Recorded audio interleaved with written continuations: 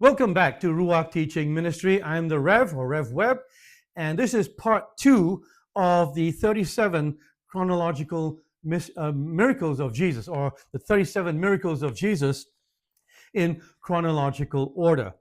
And in the first video, in part 1, we went through the first 10 miracles as listed in the Bible. And please like, share, and subscribe to our channel, and share our channel with as many of your friends, relatives, frenemies, neighbors as possible who want some good, solid, sound teaching from the Bible. Miracle number 11, Jesus raises a widow's son from the dead in Nain, or Nain, N-A-I-N, it's pronounced Nain in Hebrew. And this is found in Luke chapter 7, verses 11 to 17. Soon afterward, Jesus went with his disciples to the village of Nain, and a large crowd followed him. A funeral procession was coming out as he approached the village gate. The young man who had died was a widow's only son, and a large crowd from the village was with her. When Jesus saw her, his heart overflowed with compassion. "Don't cry," he said. Then he walked over to the coffin and touched it. And the bearers, that is those carrying the coffin or carrying the body, the bearers stopped. And, "Young man," Jesus said, "I tell you, get up." Then the dead boy sat up. The dead boy sat up and began to talk. And Jesus gave him back to his mother. Great fear swept the crowd, and they praised God, saying, "A mighty prophet has risen among us, and God has visited his people today." And the news about Jesus spread throughout Judea and the surrounding countryside. Make a note, in this particular miracle, nobody asked him to heal the boy or raise him from the dead. Jesus did it out of the compassion, the great compassion that he has in his heart. It says in verse 13, when the Lord saw her, his heart overflowed with compassion. "Don't cry," he said. And he did it. Now, all these miracles so far are for Jewish people, because Jesus came to save the lost of Israel. We will come to one miracle which he did for a Gentile woman and her daughter. And that is the only one, and that is an exception. Well, we'll get to that. So that is the raising of the widow's son as they were in the funeral procession to bury him.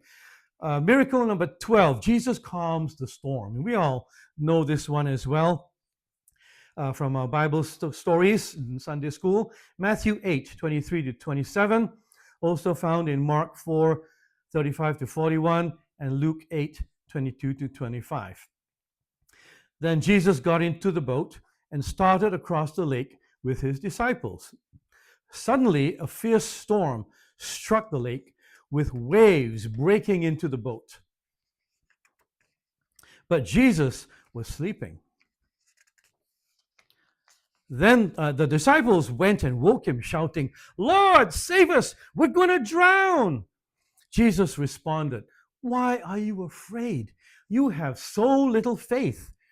Then he got up and rebuked the wind and the waves, and suddenly there was a great calm.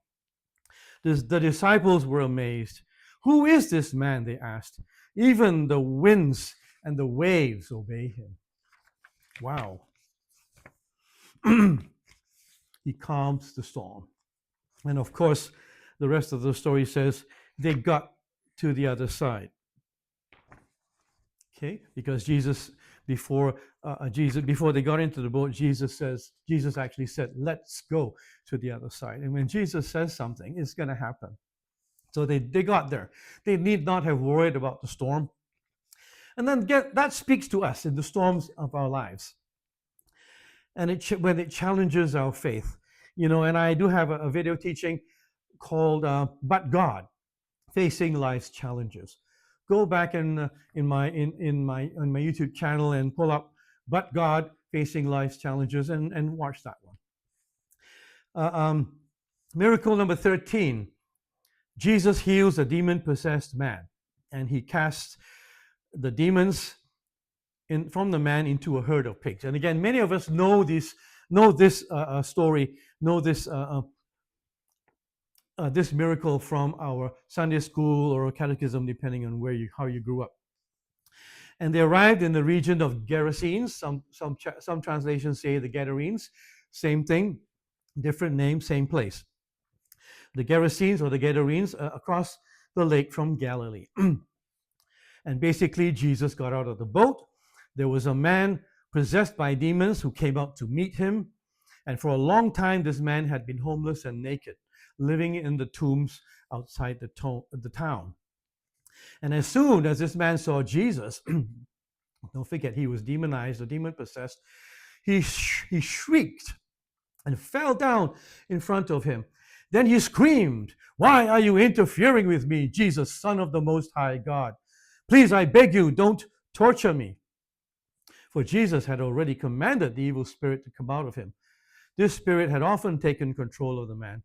Even when he was placed under guard and put in chains and shackles, he simply broke them and rushed out into the wilderness completely under the demon's power. And Jesus demanded, "What is your name?" "Legion," he replied. Well, he was filled with many demons. If you go look up a legion, that's quite a few thousands or tens of thousands.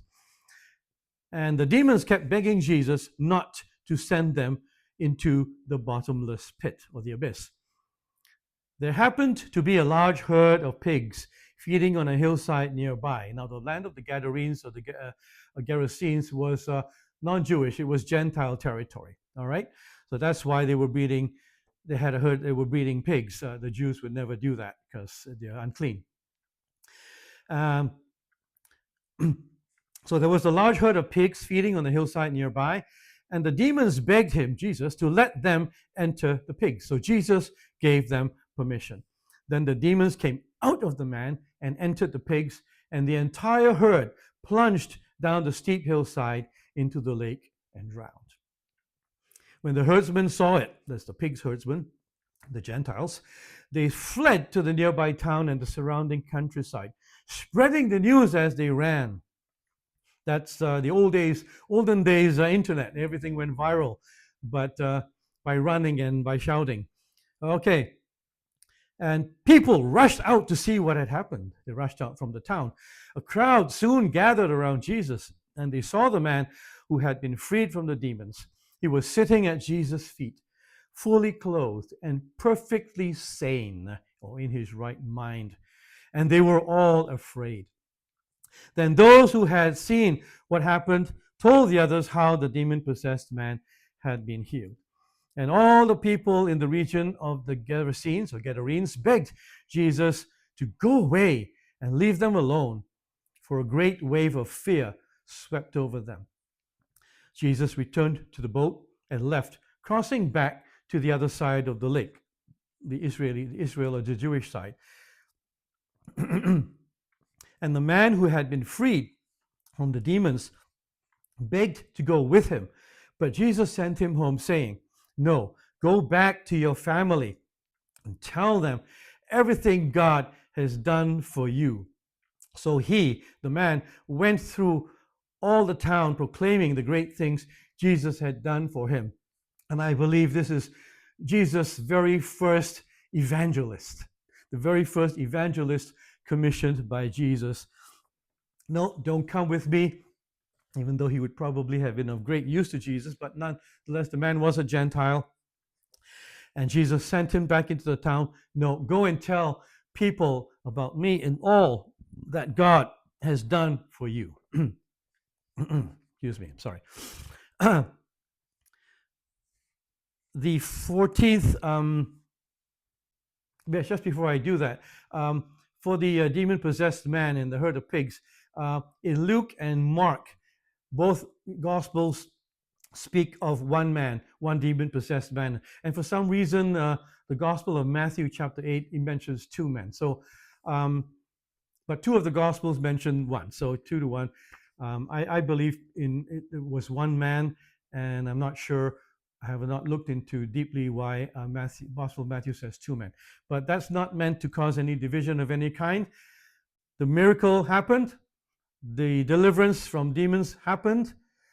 In both cases, the demons were cast into the herd of pigs, and the pigs destroyed themselves by plunging down a steep hillside and drowning in the lake.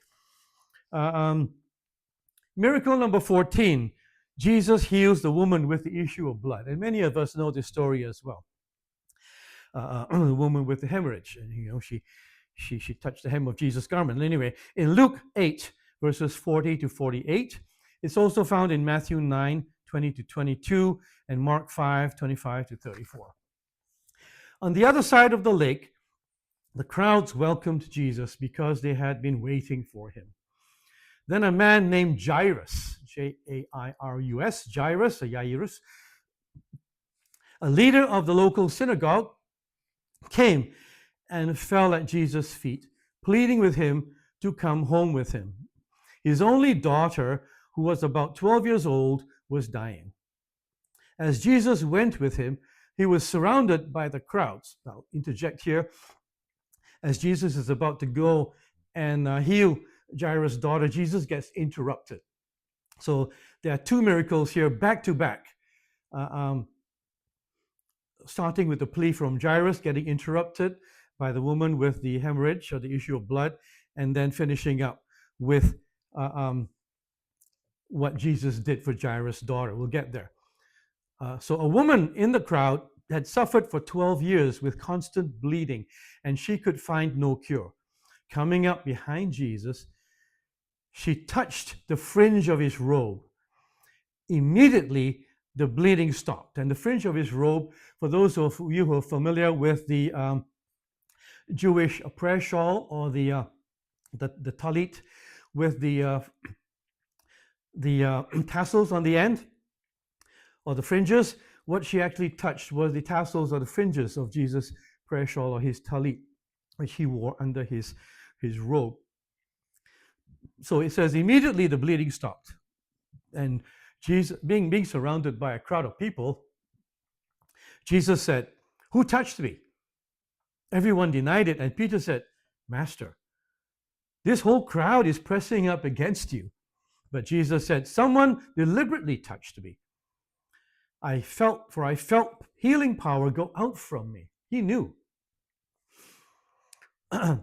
When the woman realized that she could not stay hidden, she began to tremble and fell to her knees in front of him.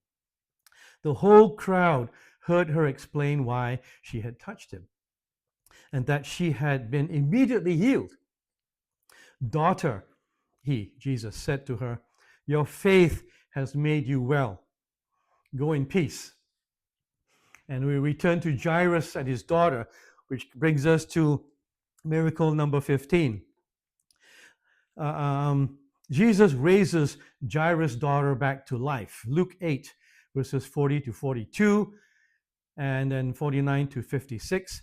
Also in Matthew chapter 9, verse 18, and then 23 to 26. Mark chapter 5, verses 21 to 24, and Mark 5, 49 to 56. Well, this is continuation from when Jairus approached Jesus and the woman with the hemorrhage interrupted him and was made well, and Jesus commended her that her faith has made her well and to go in peace. Verse 49 in Luke chapter 8. While Jesus was still speaking to her, the woman who had been healed, a messenger arrived from the home of Jairus, the leader of the synagogue. He told him, "Your daughter is dead. There's no use troubling the teacher now." But when Jesus heard what had happened, he said to Jairus, "Don't be afraid. Just have faith, and she will be healed." I mean, they've come to tell him, "Hey, Jairus, your daughter's dead. Don't trouble Jesus anymore.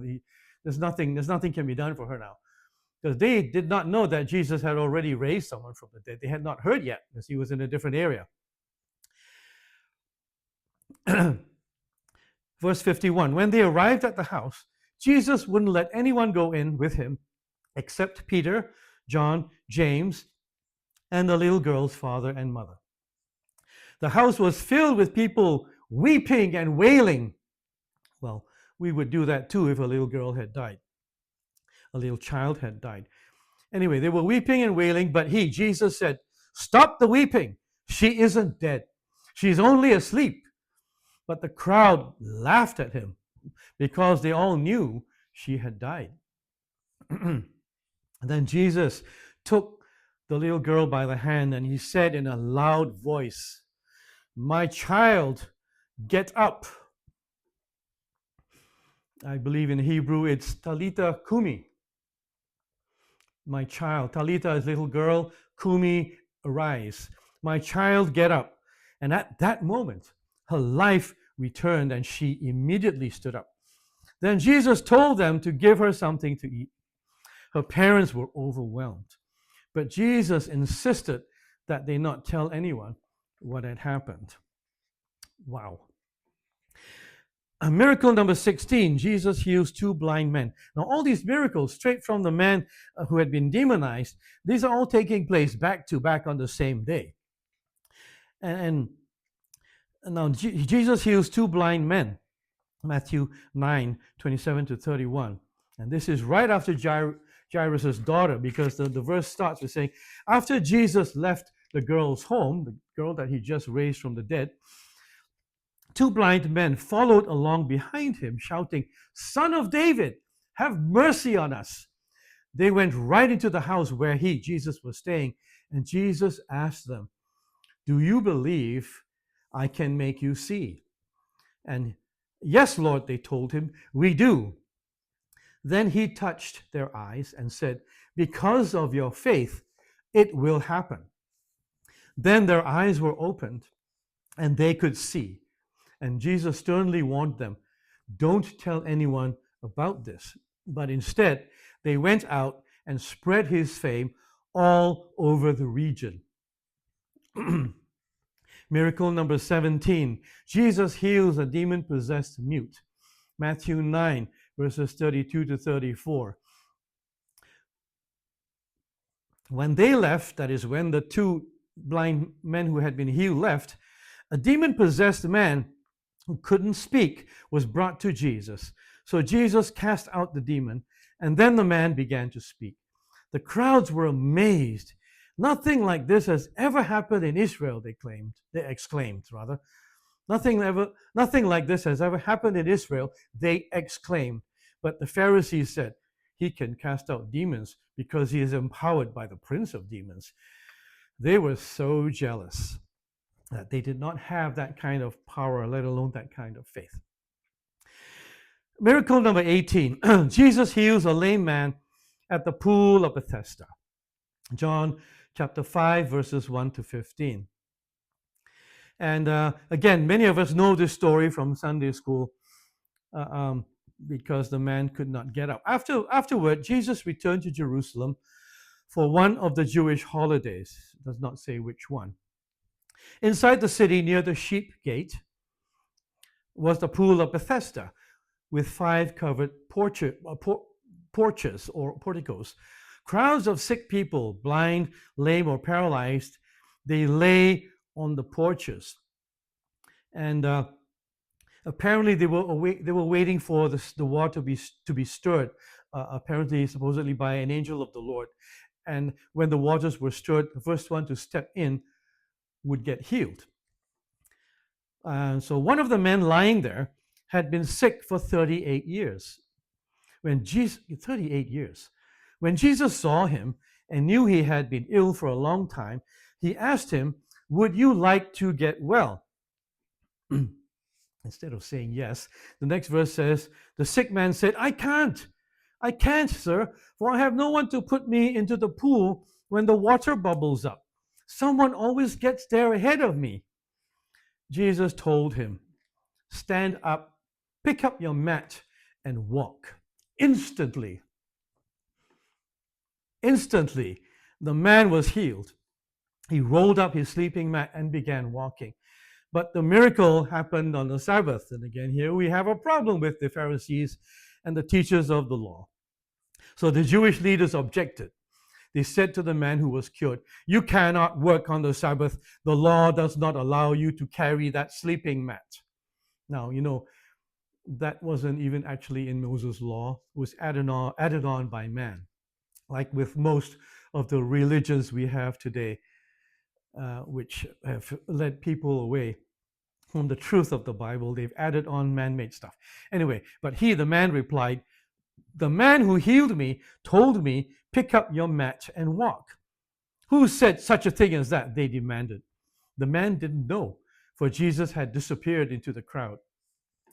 But afterwards, Jesus found him in the temple and told him, "Now you are well, so stop sinning, or something even worse may happen to you." Jesus gave him a warning. Then the man went and told the Jewish leaders that it was Jesus who had healed him. I'll make a note here. Jesus told him to stop sinning, or something even worse may happen to you. And before I go into the next miracle, miracle number 19, just a quick aside is that we are saved by grace, through the free gift, by the free gift of God, through the suffering, death, and resurrection of our Lord Jesus Christ. We cannot buy or earn our salvation. And there are some Christians out there who teach that, once saved, always saved. I'm saved by grace. All my sins, past, present, and future, have been forgiven. So I can go back to my life of sin and I can go and sin as much as I want because it's all forgiven anyway. No. Jesus did not say, "Go and keep on sinning. I've got this. I'll see you in heaven." Jesus said, "Now you are well, stop sinning, or something even worse may happen to you." We need to strive and endeavor and seek God's strength and grace to live a life that's holy, seeking not to sin anymore, and to perform good works for Jesus. Now, good works, good deeds do not earn us heaven. We only get to heaven by believing in Jesus. Good works can never get us to heaven. The only good works that will be recognized when we get to heaven will be those done in Jesus' name after we have believed in him. And that's what we will, those good works and deeds we will receive rewards for. Good deeds and good works before believing in Jesus earn us nothing. At the very most, human recognition, and that does not gain us entry into heaven. Does not matter what your religion or cult teaches you. Good works cannot save you. If you find that offensive, good. Go read the Bible. Miracle number 19. Jesus feeds 5,000 plus women and children. And that's found in Matthew 14, verses 30 to 21. And it can also be found in Mark 6, 30 to 44, Luke 9, verses 10 to 17, and John 6, verses 1 to 15. And some of you may say, "Well, I thought Jesus fed 4,000. Well, yeah, he did, but that's another miracle to follow. This is miracle 19, where Jesus fed 5,000. A little later, he fed 4,000, but let's deal with the 5,000 first. Now, in between these two, the last two, the previous miracle and this one, Jesus had heard the news of his cousin John the Baptizer's beheading. All of you say John the Baptist, but he was actually John the Baptizer. The Baptist wasn't his title, but it was what he did. He baptized. So John the Baptizer is more accurate than John the Baptist. Makes it sound like a religious denomination, which it was not. So Jesus heard the news of John's beheading. He left in a boat to go to a remote area to be alone. But the crowds heard where he was headed, and they followed on foot from many towns. So Jesus went across the water, and they went on foot along the shore. Jesus saw the huge crowd as he stepped from the boat, and he had compassion on them and healed their sick. That evening, the disciples came to him and said, now this took place through the day, and the people were still there, and it's now evening time. The disciples said, "This is a remote place, and it's already getting late. Send the crowds away so they can go to the villages and buy food for themselves. But Jesus said, that isn't necessary. You feed them. But they answered, but we only have 5 loaves and 2 fish, they said. And just a note here that only the Gospel of John, chapter 6, mentions that that was a young boy who had 5 loaves and 2 fish. The other Gospels do not mention the young boy. They only said that we have 5 loaves and 2 fish. And Jesus said, bring them here, the food. Then he told the people to sit down on the grass. Jesus took the 5 loaves and 2 fish. He looked upward toward heaven and blessed the food. He blessed the food, he blessed them. Then, breaking the loaves into pieces, he gave the bread to the disciples who distributed it to the people. They all ate as much as they wanted, and afterward, the disciples picked up 12 baskets of leftovers.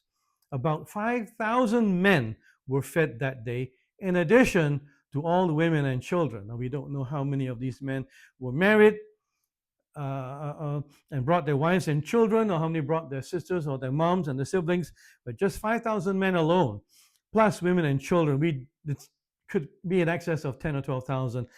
We're not sure. It doesn't say. But Jesus multiplied 5 loaves and 2 fish. Miracle number 20, Jesus walks on water. And a lot of us, we all know this from Sunday school, Matthew 14, 22 to 23. Actually, you know what? I will stop there. I will do Jesus walks on water in part 3. We're approaching 25 minutes. So this is Ruach Teaching Ministry, and this is part 2 of the 37 miracles of Jesus listed in chronological order. Please like, share, and subscribe to our channel. And again, God loves you so much. John 3:16, he sent his one and only Son, that if you would just believe in him, you would not perish, but have everlasting life. And I'm just paraphrasing it right there. I'm the Rev. This is Ruach Teaching Ministry. Go watch part 1 of the miracles of Jesus. And then later on, you can look at the video for part 3. And I'm not sure if I'll do a part 4. It might go into 4 parts. God bless you all. Jesus loves you.